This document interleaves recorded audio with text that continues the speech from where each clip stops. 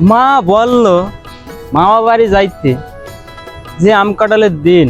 আমি তো আসতে চাইছিলাম না, যে অন্ধকারের দিকে আমি আসতে চাইলাম না, তা আমার মা জোর করে এদিকে দিয়ে পাঠালো মামা বাড়িতে। একটা তো লোকও তো এদিকে নেই, কারে জিজ্ঞেস করবো চৌকিদার বাড়ি কোনটা, কোথায় শিয়াল থাকে, কোথায় কি থাকে, ভয় লাগতেছে বাবা। মার কাকু পেলো না, আমাকে দিয়ে পাঠালো মামা বাড়িতে। ও আশেপাশে তো কাউকে তো দেখতে পাচ্ছি না, কেউ তো না এদিকে, একটা গাড়ি পর্যন্ত নেই। যাই দেখি সামনে কেউ আছে নাকি। মামা বাড়ি যাব, পেয়াগও লইছে, আম কাঠলও খাবো, প্যান্ট ট্যান্ট ভরে টরে খায়া ব্যাগের ভেতরে পর্যন্ত নিয়ে আসবো।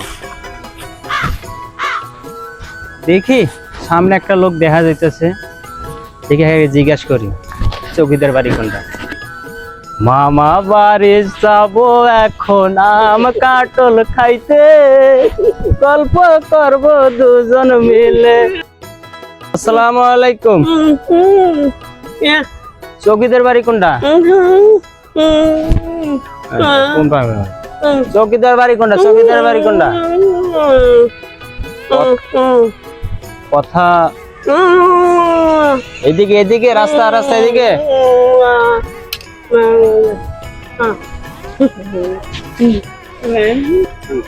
কোন পাগুলে পরে বলছিলাম চৌকিদার বাড়ি কোনটা, সে নিজেও বলতে পারে না, করে। দেখি সামনে আরো কোনো লোকজন আছে নাকি, যাই।